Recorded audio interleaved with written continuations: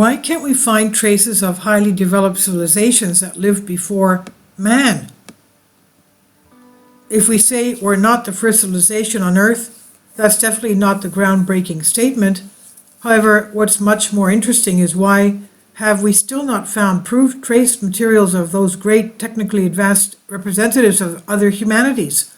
We do not know the answer to these questions, but for sure do not expect smartphones and notebooks as evidence. In total, there are about 200 theories about previous civilizations. We cannot express each of them, but we'll focus on the 5 most likely in our opinion. Number 1, the Earth is 4.5 billion years old. It's just a cosmological huge number. Modern civilization has developed on Earth for some 2,000 to 3,000 years. Now imagine that in hundreds of thousands of years, 5 to 7 civilizations could appear and for sure diminish through extinction level events. Now how about millions of years? There's a concept of cyclical history in which developments of mankind moves in a spiral or goes through the same coils. First comes generation, then progress, and finally death. Nothing lasts forever in this world, and humanity too someday will be on the verge of annihilation. Based on this theory, we inevitably tend to degenerate, so dozens, maybe hundreds, of other civilizations progressed before us, but at some point, due to a cataclysm, a war, or terrible disease, they disappeared. People disappear, but nature remains. There's a great science film about how our cities literally in 250 to 300 years will turn into a pile of incomprehensible garbage, and in another 500 years they will be hidden by a layer of soil and dust. Erosion and complete destruction of everything built by our civilization will drag on for a maximum of 5,000 to 6,000 years. All cars, microcircuits, computers, telephones, airplanes and ships, everything will be destroyed. Only glass, a small list of anti-corrosion metals, and stones will remain. These primitive stones and bone products can be preserved, but the rest cannot. In the US, a laptop was buried to a depth of 2 meters in 2003. After 15 years, it was dug up. All that is left is a few films and rusty parts. So it's extremely difficult to find material evidence of a highly developed civilization already after 7,000 to 10,000 years. 2, don't be discouraged, this is just a theory.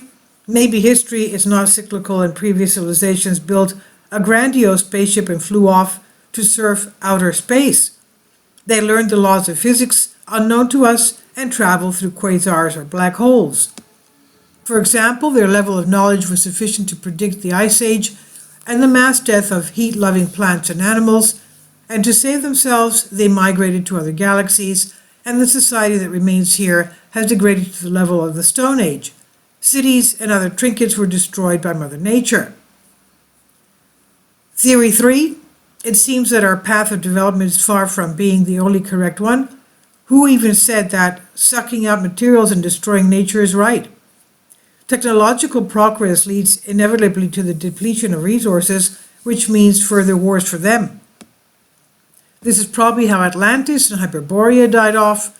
Various myths and epics tell about destructive types of weapons: climactic, temporal, chemical, nuclear, vacuum, ethereal, and others. And in the end, being able to annihilate entire cities, it's easy to wipe out even the most technically advanced civilizations from the face of the earth. There are no winners in such a case, such a war.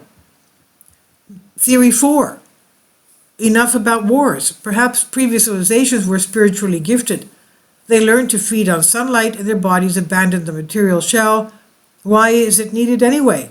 Our bodies become decrepit, sick, constantly causing discomfort, and why is it needed at all if you can learn to move through space or other worlds in the form of energy informational plasmoid souls?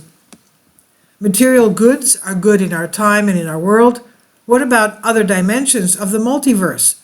No one knows. And if we assume the existence of a reasonable civilization that has abandoned material wealth, then most likely it will not be possible to find traces of this. Theory 5. The Earth is a huge aquarium and all of us are the test subjects. Many esotericists believe that the solar system was created by the Creator. Someone calls him a god, someone a creator, someone the original ideal, but the meanings is the same. They are the soul words of life. Perhaps they themselves created planets and galaxies suitable for life, or maybe they look for them and only then inject the formula of life from which such species as ours has developed. If the experiment is successful, then the creators continue to observe, practically without the interfering in the activities of the experimental subjects. And if not, then they destroy the unsuccessful species and populate again. There are a lot of good and kind people. Sometimes it even seems that there are more of them, and we as a civilization are not all hopeless. Therefore, this theory could be closer to the truth that we want to believe in. And this is on Soul Ask. Please leave your comments, and thank you for your support. Kindly support my Patreon account. The daily posts are 5 videos daily, and they are totally different from what I have on my YouTube channel. Thank you so much for your support and that you find all my content so interesting. You'll find the Patreon account details in the description box below.